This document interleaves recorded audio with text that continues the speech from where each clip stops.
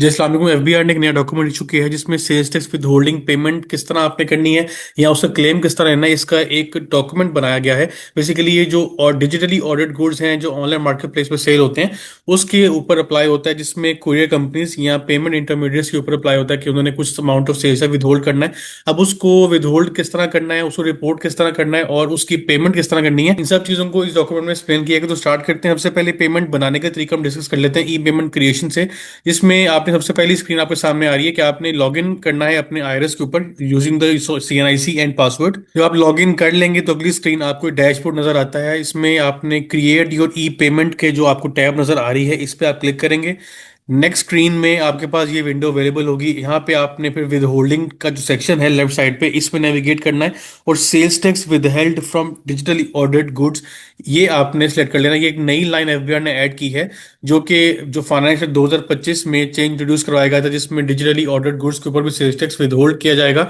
उसके लिए अब जाके सिस्टम में चेंज इंप्लीमेंट किया गया है। तकरीबन कोई 8 माह का अरसा गुजर गया है लॉ में चेंज आए हुए, लेकिन सिस्टम काफी देर बाद डेवलप हो रहा है। तो सेल्स टैक्स विद होल्डिंग का जो टैब है वो आप सेलेक्ट कर लेंगे।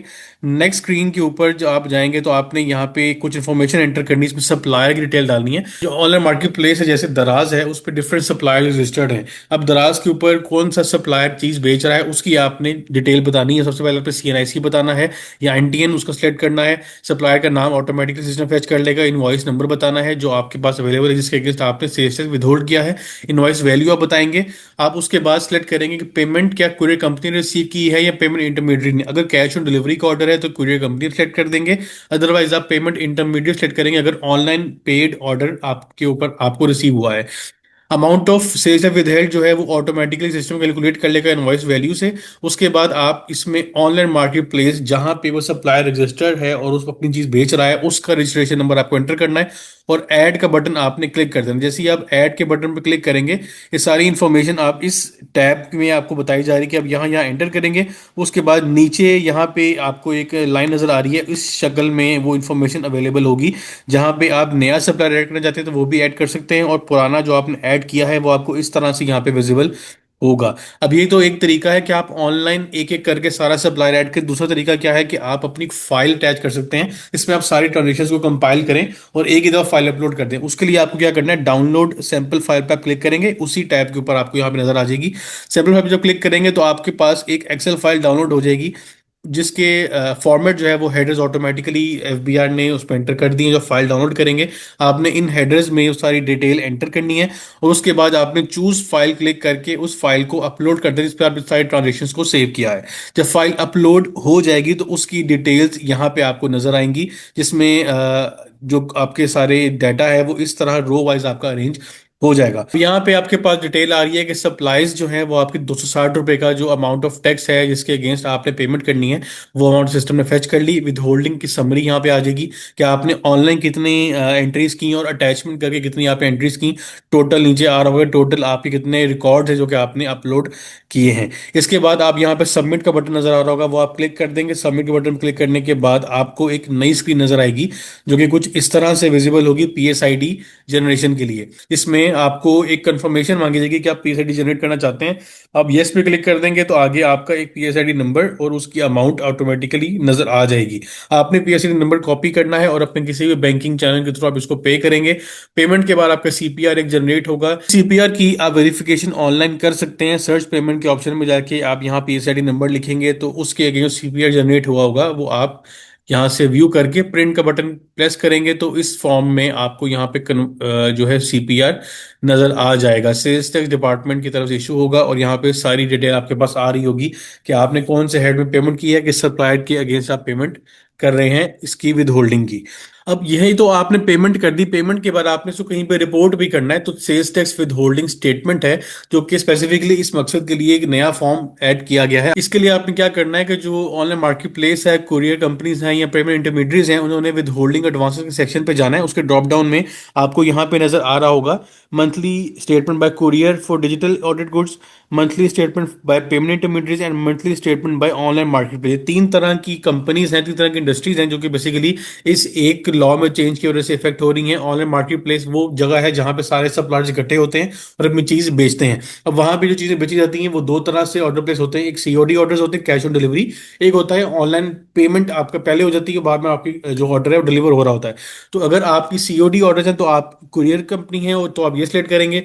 अगर आप पेमेंट इंटरमीडियरी हैं और ऑनलाइन ऑर्डर्स की कलेक्शन आप कर रहे हैं और टैक्स काट रहे हैं तो आप फिर सेकंड ऑप्शन सेलेक्ट करेंगे। अगर आप मार्केट प्लेस हैं या जैसे दराज है तो आप यहाँ पे स्टेटमेंट के ऊपर पे रिटर्न फाइल करेंगे और फिर सप्लायर्स की सारी ट्रांजेक्शन डिटेल आपको प्रोवाइड करनी है।